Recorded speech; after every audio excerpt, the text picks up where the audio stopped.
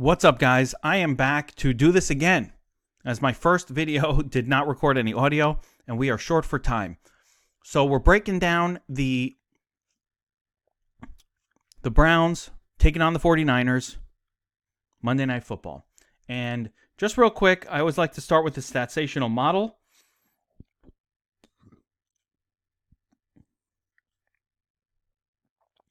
We've got San Francisco rushing for 174 yards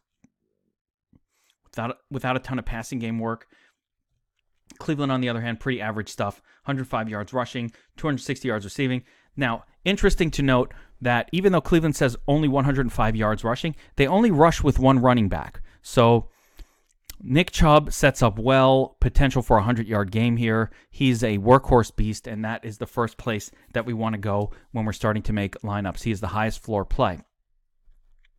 I pointed out something in the first video that, let me see if I'll grab that again here, but basically, yeah, it's going to be tough to grab it. So basically, just important to note that the line has been moving towards San Francisco. They started at -4. They've moved to -5. Their defense is very legit. Their team is very legit. I'm expecting them to win this game. Not that that matters for fantasy purposes. All right, let's roll through these two offenses real quick. And I start with the FanDuel side. So again, on the Cleveland side, it's pretty straightforward. They're a normal team that plays the normal way. Nick Chubb is going to get almost every running back snap. That's great. He's got a very high floor. At wide receiver, everything flows through Landry and Odell Beckham. And they've been pretty similar in how much they've been targeted. It's not been the Odell Beckham show. Odell Beckham's been a little more efficient, but last week it was Landry's day. These are the two guys that you want to mix in with Baker Mayfield. This game does not set up so great for Baker Mayfield, but, that's why Garoppolo's probably slightly better play. Although, again, it looks like on the 49ers side that, they tend to lean more on the run. So it's going to take Cleveland literally stopping the pass or stopping the run to force San Francisco to pass, which I'm not sure will happen. But if Cleveland is in it, if they're keeping up, I would expect Garoppolo and company to air it out a little bit more. But, Nick Chubb stands out as sort of the top FanDuel captain play just because neither one of these quarterbacks has been great this year, has been a great scorer. Neither one has really passed 20 fantasy points. So as you look at this top group to try to figure out, well, Nick Chubb has gotten 10, 17, 15, and 38 points. Baker Mayfield, 12, 16, 10, 16. So he doesn't have 40-point games or 30-point games. Same thing with Garoppolo. He had that big game at Cincinnati, threw for 3 touchdowns. But other than that, they haven't needed to do very much. A couple of crappy games. So Garoppolo's kind of up and down, but I do think he'll have a good game here. Again, so with Mayfield, we've got Beckham and Landry as 1A and 1B. You could see here that, 7 targets, 9, 10, 11 targets. But Landry hasn't been far behind. Similar numbers, 7, 7, 9, 10. So these two guys kind of operate very similarly. We're always looking for this Pringle. I'm not sure it's coming from this Cleveland wide receiver core, but the WR3 and WR4 group here, you're looking at Damian Ratley and the return of Antonio Callaway. They'll split touches or they'll be out there a little bit. Neither one is a good play, but each one is playable. Ratley, 6K. I was going through this before in the first video. Obviously, that didn't record any volume, but it's fairly easy to kind of afford whoever you want on FanDuel. I might do something like this. Try to get one of these guys in here, and then when we get down to 8K, it's just affordable. You can do something like that, and then you've got 9,500, get a field goal kicker in there, and you're golden, right? That's a lineup. So it's not that hard to do.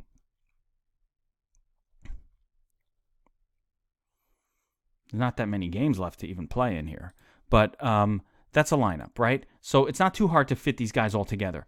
Now, on the tight end position for Cleveland, we've got pretty much Ricky Seals-Jones, who looks like he's going to be the guy. So let me go back here so we can see that. Ricky Seals-Jones, then it's not going to be a volume machine, but he got 3 targets, had a big game last week, and I'm sure he'll be more popular probably than he should be here. All right, moving on to San Francisco. The toughest part here is the running game, and we have to pay attention to inactives, which will be coming out any minute. So I haven't even seen it yet, but I want to see which of these 4 running backs aren't active for the game, because we don't have a fucking clue who it's going to be. You've got Raheem Mostert, who has had some big games. He's getting lots of run, 12, 13, 9. We've got Jeff Wilson Jr., who's been getting all the tutties. Decent run. Not doing anything with it. Terrible, really. Except he's been getting 2 rushing touchdowns, getting all the goal line work. No clue why. It's inexplicable. Matt Breida has gotten the most volume out of the group, but he hasn't gotten in the end zone at all. And then, of course, now we have the return of Tevin Coleman. It's a complete shitstorm. It's a complete shitstorm. I don't know which guy it's going to be. All I know is if one of them's inactive, get him out of your lineups. So we're going to wait and find out.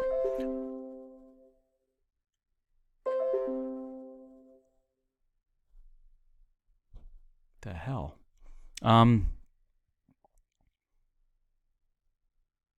Okay.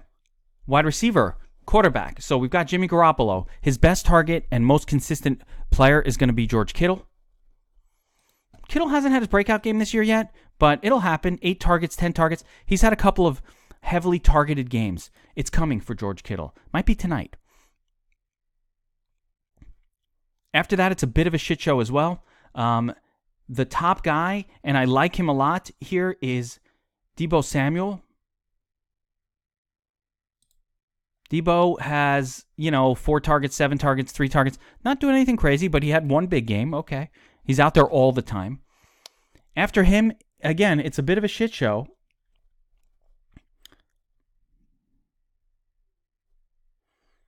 Marquise Goodwin is in there.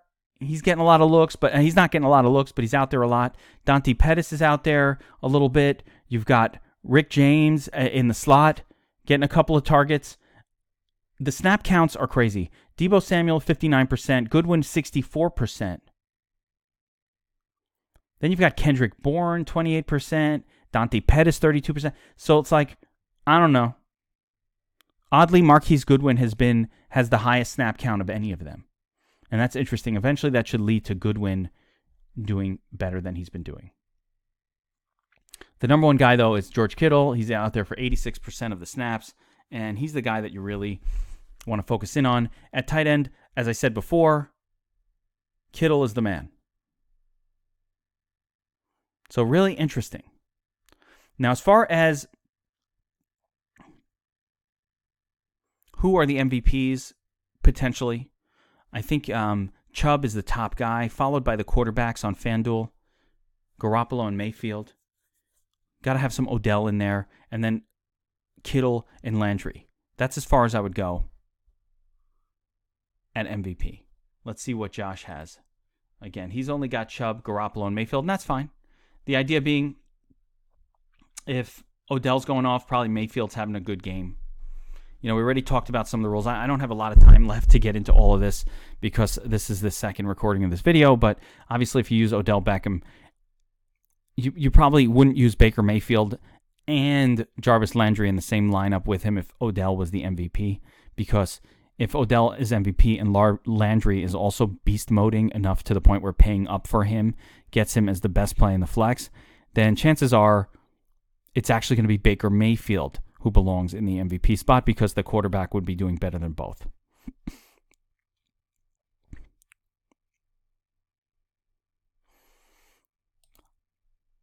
Not much different when we shift over to DraftKings, other than I'm less high on these quarterbacks as captains on DraftKings, it's just really tough for the quarterback to show up there. They have to have an incredible game and spread the ball around a lot. I could see it with Garoppolo more than with Mayfield.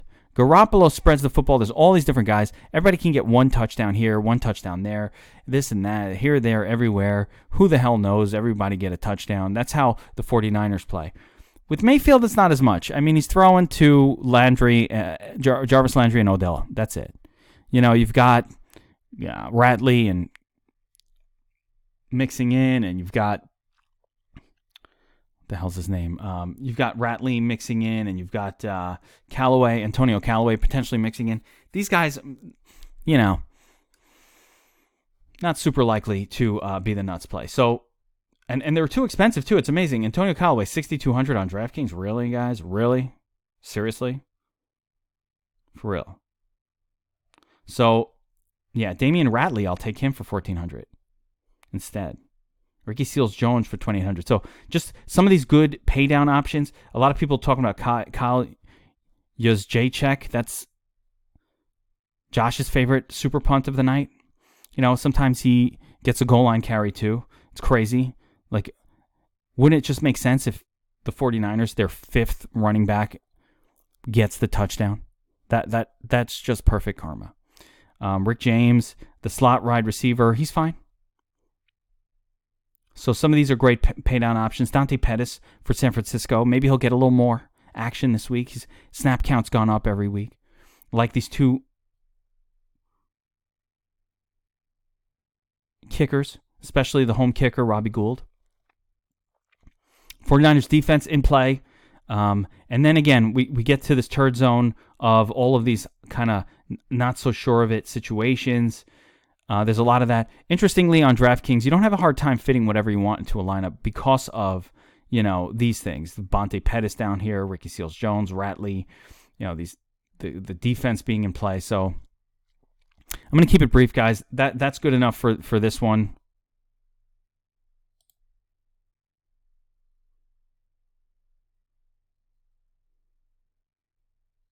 Use the notes.